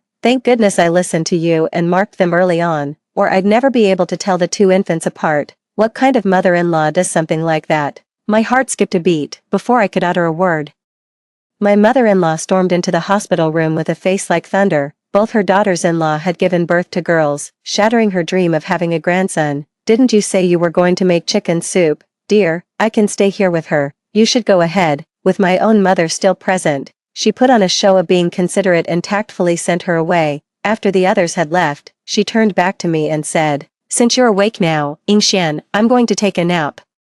You keep an eye on the baby, and keep an eye on the second son's wife while you're at it, and don't forget to change the diaper." Without even waiting for a reply, my mother-in-law gave her instructions and hurried off, clearly afraid of being asked to do anything else. This was the perfect opportunity for me. The ward was silent, it was dark outside, and with the lights off, the faint glow from the hallway barely illuminated the layout of the room.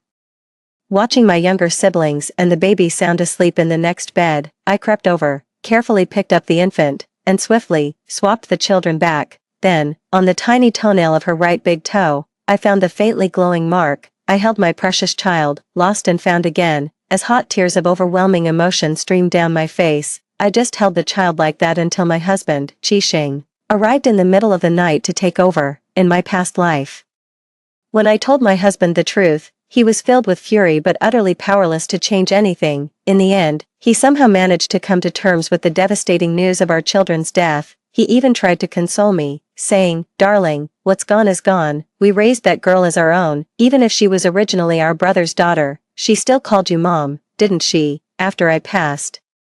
He took that ungrateful wretch's advice and handed over our entire life savings to our second son's family. From courtship to marriage, Qixing and I have weathered life's storms together for decades. He's a good man in every way, successful in his career, devoted to his family, and a loving husband. The only thing is, he's too soft-hearted and blindly filial to a fault. That's why, for now, I have no intention of telling him about the baby swap. When Qixing rushed over, my mother-in-law was just heading back to our second son's house, carrying a large bag of baby clothes. "Mom," he stopped his mother-in-law, glancing at his sleeping younger sister and the child beside her, "if you take all the clothes, what will the baby wear?" The mother-in-law let out a disdainful snort. "A little girl doesn't need new clothes. These are for my precious grandson. She shouldn't wear his good fortune away from him." My mother-in-law's voice was soft, yet in the deep silence of the night, it still reached my ears with perfect clarity. Yes, in my past life, my own flesh and blood, the daughter who lived with my brother and his wife,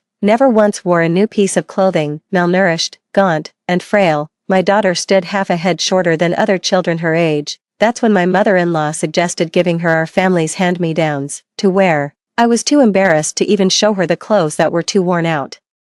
I picked out a few that were just barely presentable to give her, never realizing those were the child's only few pieces of clothing she had for the entire year. Summer was manageable. My mother-in-law could patch together a few scraps of cloth, and that would count as a change of clothes. But when winter came, my daughter could only wear those thin, old garments. She would stomp her feet against the cold, her hands and face turning a purplish blue from the chill.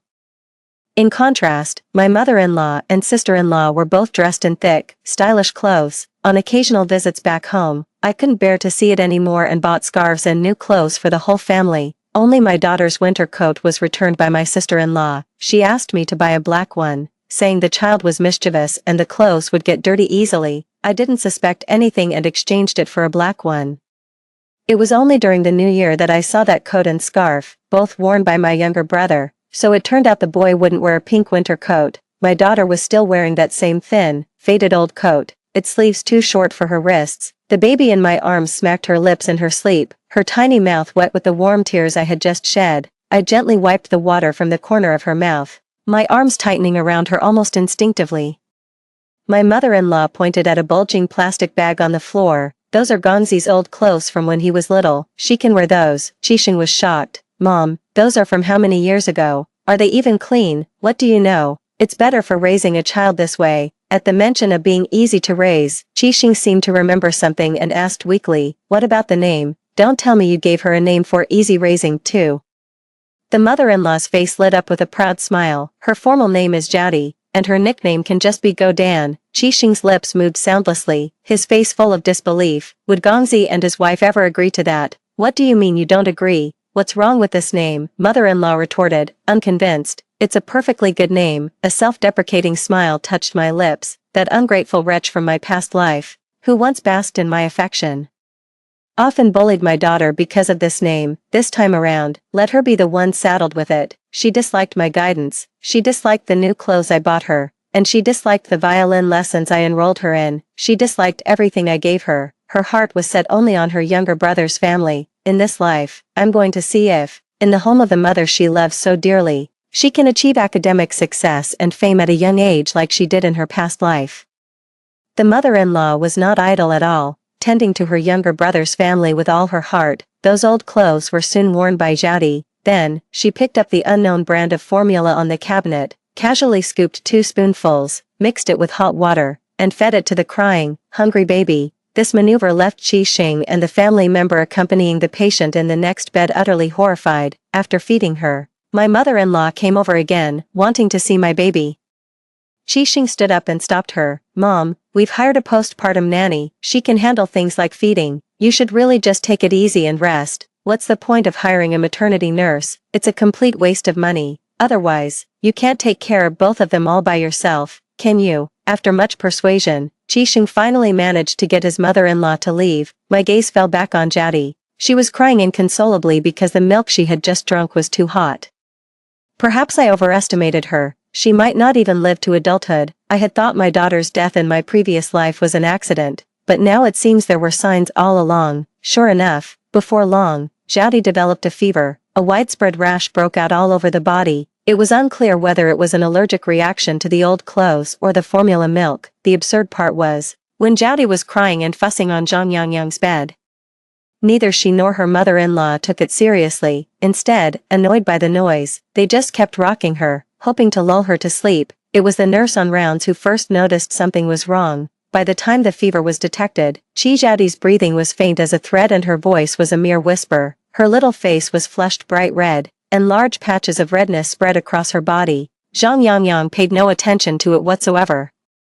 She actually thought that was my daughter. She even expressed a bag of breast milk for me, saying she was worried my daughter wouldn't eat well. I took the small bag, and the moment she turned her back, I threw it in the trash without a second thought. In my past life, it was Zhang Yangyang who came up with the plan to silence me for good. I truly believe I've treated her well, fulfilled all my duties as the eldest sister-in-law, and helped their family out on numerous occasions, yet in the end, I was the one left utterly shattered. For a fever, you just need to bundle up and sweat it out. Isn't that how all us kids got through it back in our day? My mother-in-law shouted at the top of her lungs, blocking the nurse who was trying to call for a doctor, while grabbing another old piece of clothing to smother over Jadi's head. On the door, even the family from the next room couldn't stand to watch anymore. Everyone in the ward was blaming the grandmother, except for Zhang Yangyang, who remained indifferent. The grandmother, feeling deeply embarrassed and under the nurse's stern insistence, finally rushed the child into the ICU in a fluster. She was admitted to the ICU just 2 days after being born. Looking at Jadi's patient wristband, my eyes welled up with tears, my heart filled with boundless anguish. That was the daughter I cherished for most of my life in my past existence. Perhaps today, her life will slip away. Her life was about to end before it had even begun. A pang of pain spread through my chest, mixed with numbness and a bone-chilling cold. In my past life, she was the one who personally pushed me off the balcony. In the final moment of my fall, I had already grabbed the hem of her clothes. If I just held on, I could at least take someone down with me. But that person is my daughter, whom I have loved and cherished for over 20 years, from a baby in swaddling clothes, to babbling her first words, to blossoming into a graceful young woman. She is the daughter I watched grow up, step by step. In that final moment, I ultimately let go. Little did I know, she had even prepared false evidence of my fall from the building. I cannot rest in peace, leaving my mother to bury her own child, her heart utterly broken with grief. Am I not her daughter, too? And is my own daughter not innocent in all this? In the end, her life was spared. On the day I was discharged from the hospital, Jadi was transferred from the ICU to a general ward. This fever truly brought her to death's door. Her life was saved, but her liver and kidneys suffered irreversible damage, leaving her with lasting complications. The doctor hesitated before the family, then finally spoke in a low voice. I'm afraid this child may not live to adulthood. Jadi, however, seemed full of energy at this moment. Her eyes darted around, curious about her surroundings, and she was more active and well-behaved than before. This was especially true when she saw Zhang Yangyang, becoming even more affectionate. Zhang Yangyang's maternal family seemed unaware of the baby-swapping incident. They doted on this granddaughter, who had nearly lost her life, holding her with endless love. She wouldn't let go. Jadi obediently clung to the adult's clothes. She was affectionate with everyone, except for me. She would close her eyes the moment she saw me. After just a glance, I was being ushered out of the hospital by my mom. Just as I was about to step out of the hospital room, I remembered this familiar gesture. In her past life, whenever she was in a sulk, she'd close her eyes and turn her head away. How could such a tiny infant possess such a strong sense of self? I turned around and walked back, reappearing in Jadi's line of sight. Sure enough, the eyes that had just opened closed once more. I quietly stepped back. Zhang Yangyang's younger brother was holding a harmonica, tooting away as he tried to amuse her. The baby's attention was captured, her eyes seeming to light up as she watched the harmonica. I had the elders in stitches. I forced a cold smile too. That's when I knew for sure, she had been reborn as well. It seems she still doesn't know her fate is to die young. Kazadi's gaze remained fixed on the harmonica, as if she were recalling the glorious days when she stood in the spotlight, performing music. But in this life, even if she has mastered the violin to perfection, without me, could she still become the concertmaster? Jouti, Jouti, her grandmother picked her up, coaxing her as one would a kitten. Upon hearing that dreadful name, Kazadi froze for a moment before bursting into loud sobs. Come on. The more she cried, the more enthusiastically her grandmother tried to soothe her. In the end, with no other choice, the old woman resorted to calling her by her childhood nickname, Little Egg. I couldn't help but laugh as I walked away. After I was discharged from the hospital, my mother-in-law volunteered to come and take care of me during my postpartum confinement. I knew the real reason wasn't to care for me, it was to get me to give up the top-tier maternity nurse for my sister-in-law. Besides, was she really here to help me? She was just here to enjoy herself. In my past life, when I was in confinement, she cooked at home entirely to her own taste. Everything was oily, salty, and spicy. I couldn't even touch it. Ugh, I've told her countless times, but it's always the same. To outsiders, she just says I'm a picky, difficult daughter-in-law. She even schemes money from the grocery fund to give to the second son's family. When she makes soup, she eats a portion herself, sends a portion to the second son's family, saves a portion for Qixing, and then waters down what's left before serving it to me. They refuse to buy formula, insisting I breastfeed exclusively, all under the guise of it being for the baby's own good. At night, they'd sleep soundly, leaving me to handle the baby alone. They wouldn't even let Qixing help, only ever paying lip service to the idea. What's a grown man doing looking after a baby? Qixing has work tomorrow, we're home all day. Just leave the baby with us. Over time, Qixing stopped speaking up for me too. After a month of this torment, I was on the verge of postpartum depression by the time my confinement period ended. Ironically, my mother-in-law ended up earning a good reputation among the neighbors. In contrast, my sister-in-law, Zhang Yangyang, whose family isn't as well off as ours, had hired an excellent confinement nanny. When we met again at the baby's full-month celebration, her complexion was radiant and glowing. She had recovered remarkably well. That top-tier postpartum nanny was someone my husband, Qixing, pulled a lot of strings to find, but in the end, because my mother-in-law insisted on taking care of me during my confinement, we ended up giving her up to their family. All the good fortune went to Zhang Yangyang. We did all the hard work, only for someone else to reap the benefits. Watching my mother-in-law hauling her luggage into the living room, bag after bag, even after being told no, I knew she had already won over my soft-hearted husband. Honey, you've gone and made a decision for the two of us again. But this time, before my mother-in-law could even finish unpacking her things, my own mother walked right in with the postpartum nanny in tow. Oh, mother-in-law, have you come to look after Yingxian during her confinement? Our Yingxian is truly blessed. Not only did you hire a nanny for the two of them, but you're also here yourself, taking on all the hard work personally. Hire a postpartum nanny, what for? My mother-in-law was stunned for a second, then looked at the nanny. Didn't I tell you to go to the second son's house? My mom quickly cut her off, pulling out her phone to record a video for her social media feed. Look at Yingxuan's wonderful mother-in-law. Not only did she pay for the postpartum nanny, but she's also here herself, personally helping out during the confinement period because she just couldn't leave it to anyone else. Come on. Look at the camera. In-law, let's get a picture together. My mother-in-law pushed my mom's hand away and was about to get upset and argue back when she noticed the neighbors passing by outside poking their heads in to see what the fuss was about. My mom just went ahead and greeted everyone, even taking the postpartum nanny around to introduce her to all the neighbors. With all that commotion, the social media post went out anyway. My mother-in-law forced a smile and said, "Mother-in-law, please come in quickly, we shouldn't leave the door open, or Yingxian might catch a chill." My mom, thoroughly satisfied, had taken a long stroll and soaked up all the neighbors' compliments. Only then did she come back and settle on the sofa, scrolling through her social media feed while showing off and asking what we were having for dinner. Qixing was also a bit confused by the situation, but he first directed the postpartum nanny to get settled and then ordered food from the restaurant closest to home. My mother-in-law's face fell. My mom had shown up uninvited, and she'd even brought the postpartum nurse who was supposed to be at my brother-in-law's house. The real kicker was, my mom claimed the nurse had been hired and paid for by my mother-in-law. Postpartum care is expensive, you know, and this one seemed to be a top-tier, gold medal nurse. That must have cost her a fortune.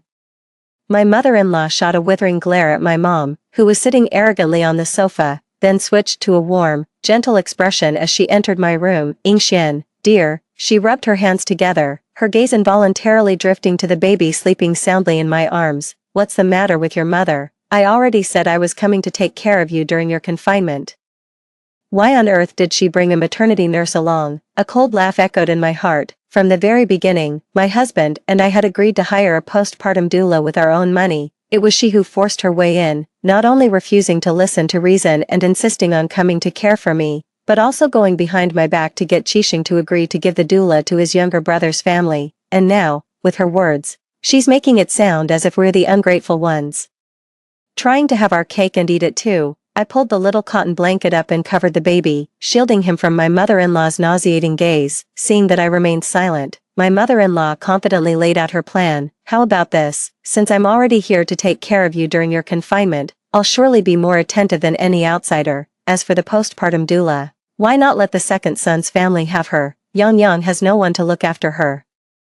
And it wouldn't be right for her own mother to come, would it? It just so happens you have a ready-made doula here. Passing her on would be perfect. I lifted my eyelids and said unhurriedly, Mom, you're getting on in years. It's time for you to enjoy the pleasures of family life. You really don't need to come and take care of me. The mother-in-law pursed her lips, a flicker of disdain in her eyes, nearly rolling them in contempt. I actually laughed. If you ask me, you should hire a postpartum doula for your sister-in-law too. That way, you can have some peace and quiet yourself. My mother-in-law clearly hadn't expected her once pliable daughter-in-law to be so difficult to handle now. Her eyes widened in shock, as if she'd just heard the most outrageous thing imaginable. Her whole body trembled with rage. Do you think everyone is as wasteful as you are? Every single penny you spend was earned through my son's blood, sweat, and tears. She paced back and forth in the room, wagging her finger at me, huffing and puffing with indignation. Let's not use this postpartum nanny anymore. Give her to the second son's family. You're the eldest daughter-in-law. You should be considerate of your brother-in-law's household. I had already settled it with Xingzi, and yet, you don't trust me, your own grandmother, but you'd rather put your faith in a complete stranger. Little Bao was frightened and began wailing, hearing the commotion. My husband rushed into the room. My mother-in-law and I were locked in a silent tug-of-war, neither willing to yield. The room was so quiet. The only sounds were the infant's cries and the soft, coaxing murmurs. Qixing glanced at his furious mother, then at my stony face, before leading her out of the room. Mom, let's just listen to Ingxian and keep the maternity nurse. Why don't you go stay at Gongzi's place for a while? It's practically the same. You have no idea what you're talking about. The maternity nurse was soothing the baby. My husband was trying to placate his mother, and my own mom. Oh, Yang Yang's mom. How is Yang Yang recovering from her C-section? Don't you worry about a thing. My mother-in-law spent 30,000 to hire a top-tier postpartum nanny for her. Between sisters-in-law, we wouldn't play favorites. When Yang Yang is discharged and starts her confinement month, we'll definitely hire an even more expensive one. My mom had added my sister-in-law's mother as a friend at the hospital earlier, and right now she's on a video call with her. What? My in-law looks upset. No, she doesn't. My mom turned around and came face to face with my mother-in-law, who was seething with pent-up anger. Her face flushed a deep, purplish red. What's the matter, dear-in-law? My mother asked, feigning ignorance while deliberately keeping the video call on. Her eyes darted, and then her expression suddenly darkened. Is it because you think the postpartum nanny is too expensive, so you won't hire one? I've already posted it on my social media. If you back out now, won't I become a laughingstock among my old friends? Isn't it only natural for a mother-in-law to contribute money and effort to care for her daughter-in-law during her postpartum confinement? How come it's different in your family? How did it come to this? Mom was being aggressive and looked absolutely livid. She angrily hung up the phone call that had been going so well just moments before, then sat down on the sofa with her hands on her hips. My mother-in-law tried to step forward to argue, but my husband held her back. Right then, her phone rang in her pocket at the worst possible moment. Mom shot a cold glance in her direction. It was Zhang Yangyang's mother calling, her temples throbbing with rage. The mother-in-law took a deep breath, pinching her fingers, before finally stepping onto the balcony to answer the call. Her words were now laced with flattery, a far cry from her earlier haughty demeanor. Zhang Yangyang was notoriously known around here as a shrew. In her first few years after marrying into the family, she and her mother-in-law would have minor squabbles every few days and major blowouts every week, and she would retreat to her parents' home every other fortnight. Her parents, of course, were no pushovers either. The phone call dragged on past midnight. My mother-in-law alternated between lamenting her miserable fate and throwing a fit, finally delivering an ultimatum to us, the young couple. If you insist on hiring a maternity nurse, that's your business, but you'll have to foot the bill yourselves. She packed up her barely unpacked luggage and moved out of our house that very night. As she left, she couldn't resist hurling one last curse. Ungrateful wretch, now that you have a wife, you've forgotten your own mother. Her husband, filled with guilt, saw his own mother off, only to turn and face his mother-in-law's icy glare. My, what a grand display of authority, the mother-in-law said coldly. Is this the kind of life our Yingxian had to endure in your household? Qi Xing was on the verge of tears, utterly helpless. In the end, despite all the drama, the mother-in-law still couldn't hire a postpartum nanny for Zhang Yangyang. First, it was too last minute, and no nannies were available between jobs. Second, Zhang Yangyang's standards were too high. She insisted on a top-tier, gold medal nanny, and her mother-in-law simply wasn't willing to foot the bill. She threw herself on the floor and made a scene over and over, until somehow she managed to get Zhang Yangyang to back down. After a month of relative peace, my mother-in-law was back to planning the full-month celebration with a sour look on her face, with both children born on the same day. It was impractical to hold two separate full-month banquets. My mother-in-law's face was dark as thunder, clearly resentful about only receiving one set of gift money. When I saw them again at the banquet, Zhang Yangyang had lost the radiant glow from her previous life and instead looked utterly worn out. I heard she and her mother-in-law were at each other's throats during her postpartum confinement, and it seems she didn't come out of it any better off. Instead, she started paying more attention to her daughter, and even her usually biased mother-in-law couldn't help but praise Kazadi for being well-behaved, except when calling her by name. Yet, Kazadi herself seemed listless and dispirited, born with inherent weaknesses and then subjected to all sorts of self-destructive nonsense. It's no wonder it's not thriving. During the draw, she hesitated over the circle of items, but in the end, she picked up her little uncle's harmonica with a look of distaste. Even the crevices were caked with dirt and grime, and the harmonica was still damp with fresh spit. It seems she just couldn't let go of her musical dream after all. I deliberately pulled the harmonica from her tiny hands. The real business is to bring your mother a baby brother. What future is there in playing a harmonica? The adults present all murmured in agreement. Kazadi turned her head away in a huff, refusing to look at me. Qi Gang, the second son, outright tossed the harmonica aside and shoved a photo into her hands, a picture of a perfect family of 4, with both a son and a daughter. She burst into loud, wailing sobs. Qi Zhaodi's relatively good days would only last these 2 years. 2 years later, when Qi Yaozu was born, that's when her real troubles, and tears, would begin. She was no longer an only child, but had become her brother's servant. The following years passed relatively peacefully, thanks in no small part to her efforts. Qi Zhaodi, with memories from her past life, was sensible and precocious. Since she had indeed ushered in a younger brother, Zhang Yangyang seemed to show her a kind of mercy, and actually began treating her much better. But all that goodness came at the cost of her own sacrifices. She had to do her brother's laundry, cook breakfast for the whole family, give her mother shoulder massages, buy cigarettes for her father, and help her grandmother with the grocery shopping.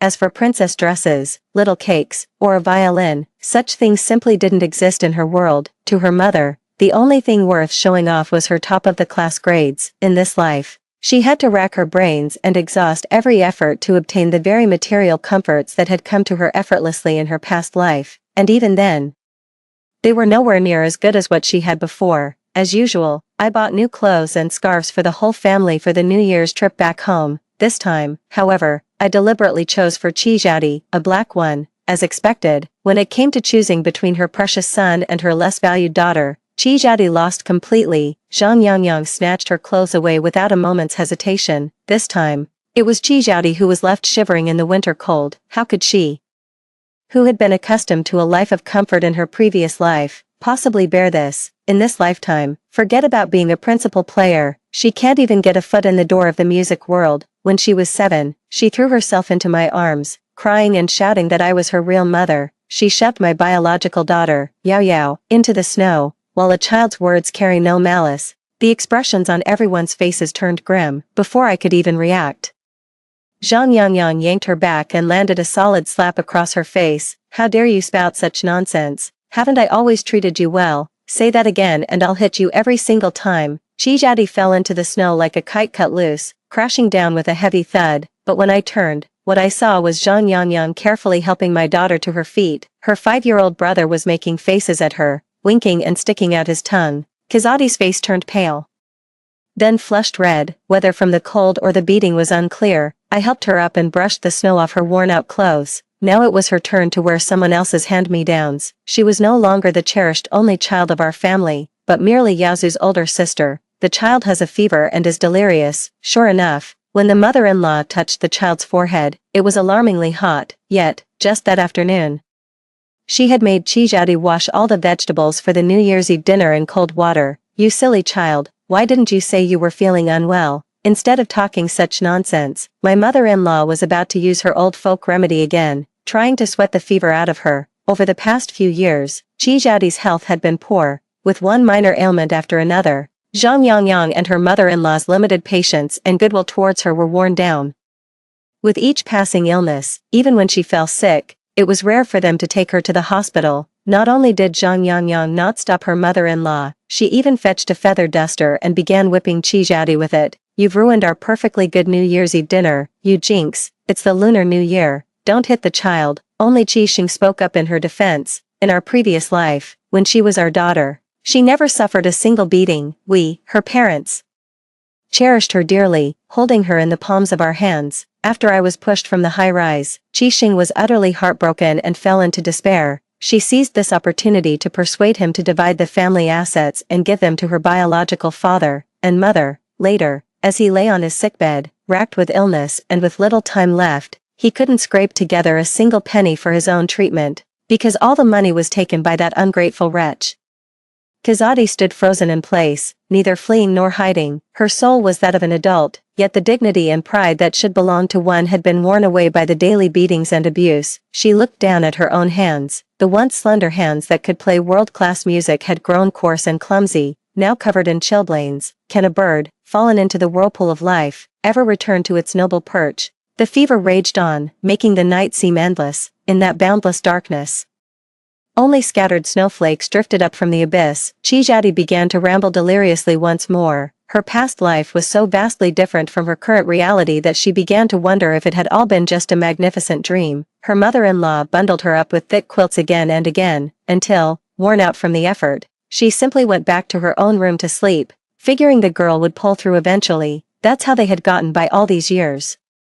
Kazadi broke out in a cold, clammy sweat. When Yao Yao brought her some water, she seemed to come to her senses a little. She stared at Yao Yao, as if struck by a horrifying thought. Her eyes were wide and fixed, and then she began to sob uncontrollably. She thought of her previous life, of the child who had died before the age of 10 under Zhang Yangyang's care. In this life, she was that child. She was 7 years old. Kazadi's fever raged on, and Qixing, unable to bear it any longer, called an ambulance for her on New Year's Eve. Red and blue lights flashed across the snowy ground. Many villagers, finding the sight inauspicious, stayed indoors, missing the fireworks. The two got into the vehicle amidst the family's angry shouts and curses. Clutching at Qixing's pant leg as if it were a lifeline, Kazadi knelt on the ground, weeping and pleading, calling him dad one moment and uncle the next. All I wanted was for him to take me in. Zhang Yangyang, standing beside me, kept calling Qixing. Getting my daughter medical help was one thing, but the cost was the real problem. Calling an ambulance on New Year's Eve was bad enough luck. What if they couldn't save her and she died at the start of the new year? That would be even worse. The most important thing is not to bring any bad luck to Yaozu, her precious son. What's the point in saving her? The doctors said she wouldn't live past childhood anyway. All these years, I've just pretended I never had this daughter. Her being alive will only block Yaozu's good fortune. Fine, brother. Hand her the phone, let me talk to her. Zhang Yangyang mercilessly delivered the grim prognosis that Chijadi would not live to adulthood, and ignoring the wailing on the other end, ordered her to get out of the ambulance. Go home, now, Mom. Even from a distance, I could hear the heart-wrenching, desperate scream. Zhang Yangyang furrowed her brow, held the phone away from her ear, and muttered a curse under her breath. Why would you do that to me? Qi Yao isn't, she's not, I'm your daughter. I am. After Chijadi revealed the truth, Zhang Yangyang muttered quietly, what nonsense, she must be delirious from the fever. Her hand trembled slightly as she reached for her phone. Without even a glance at the fireworks, she hurriedly carried Qi Yaozu back into the house. What good is knowing the truth now? What good is regret? You reap what you sow. Chijadi stayed in the hospital for several days, and aside from her uncle, Qi Xing, not a single person came to visit her. She spent the new year alone and utterly isolated in the hospital. On the day she was discharged, a dreary, overcast sky began to let fall a fresh flurry of snow. Her condition had improved significantly, both physically and mentally, as if the prophecy that she wouldn't live past 18 was the final straw that broke her, or as if Zhang Yangyang and her mother-in-law were now consumed with regret. Qijadi, she started running wild at home. She began deliberately antagonizing her mother-in-law and her own mother. Knowing they were in the wrong, the two women initially tolerated her behavior, but eventually reached their limit. Zhang Yangyang once again picked up the feather duster and gave her a good thrashing. I'm your own mother. I gave birth to you, and now you think you can walk all over me. Is that it? Even if I did something wrong, she trailed off mid-sentence. Back then, she had watched as her mother-in-law dressed Kazadi in hand-me-downs and prepared her formula. She had also turned a blind eye to the infant's ceaseless wailing. See, all these years, she was treated like a servant, ordered around at will. She had always believed that child was my daughter. That's why she remained unmoved. Zhang Yangyang sat on the ground, weeping with her head in her hands. Kazadi stood there, perfectly calm. Then, using Zhang Yangyang's phone, she called the police. There's a case of child abuse. The entire family, save for the precious heir Yaozu, was rounded up and neatly presented at the police station. The soft-hearted policewoman held Qijadi's frail body, her tears falling in drops onto the girl's hair, which was as dry as straw. My husband and I were summoned to testify as witnesses. Thanks to the mother-in-law's silver tongue and Qi Xing's overly obliging nature, the group didn't face much in the way of punishment. Qijadi was completely unprepared for this outcome. She completely broke down, pointing at Qi Xing and roaring as if he had wronged her in some profound way. How can you say that? You've watched me suffer all these years. How could you? You are. That final word ultimately remained unspoken. Once outside the police station, the mother-in-law was positively triumphant, letting out a contemptuous snort. Who is he? He's your uncle, right? Humph, he's my son. Of course he's on my side. Kazadi turned her head away, her neck stiff as she wiped her tears, but the family's sense of guilt toward her had completely evaporated. She actually called the police on them. If they had really been jailed and gotten a criminal record this time, the consequences would have been unthinkable. Even though Kazadi was living on borrowed time, the Qi family's precious heir, Yaozu, almost missed his chance to take the civil service exam. After dutifully seeing us, the couple, off, Zhang Yangyang and her mother-in-law closed the door and gave Kazadi another brutal beating. That finally broke her spirit for good. Death was closing in on her. Time and time again, it reminded me of that child's first time on stage. They must have been about this age back then. It was late spring. Under the brilliant stage lights, she stood at the very center, bathed in their glow. In her little dress, she didn't feel the chill at all. Her violin performance in that first competition wasn't her best. She only won a bronze. Yet she was overjoyed and promised me she would practice even harder. I don't know when it started, but practicing the violin became, in her words, a form of pressure I was imposing on her. I watched the gate grow smaller and smaller in the rearview mirror. In my past life, when my own daughter was this age, what kind of life did she lead? That tightly shut gate gradually shrank to a tiny duh. Spring still felt a long way off. I hadn't expected the day I'd return to my hometown again to come so soon. The ancestral home was utterly consumed by a raging fire, and the once boisterous Qi family members were nowhere to be found. Qi Xing's legs gave way, and he stumbled forward, collapsing into a heap of ashes, wailing for his parents. According to the neighbors, it was Qijadi who bought the gasoline, muttering at the time about never being cold again, something about a carnival, spring, and the like words, and the Qi family members who were screaming to save their own lives the moment the fire broke out. Yet, for some reason, not a single one of them managed to escape. The sole survivor turned out to be the 5-year-old Qi Yaozu. It was a miraculous stroke of luck amidst the tragedy. He was wounded in his manhood, and the Qi family line was thus destined to end. A stroke of misfortune within a stroke of luck. As the sole eyewitness, Qi Yaozu was placed under special protective custody. When he awoke, he had become somewhat unhinged. My sister is trying to kill me. She's going to kill me. She was still singing in the fire, gesturing with both hands. Where's mom? Where is she? Is mom dead? Wah. Am I going to die? From his rambling and incoherent account, the police pieced together the truth of what happened. It was indeed Qijadi who set the fire.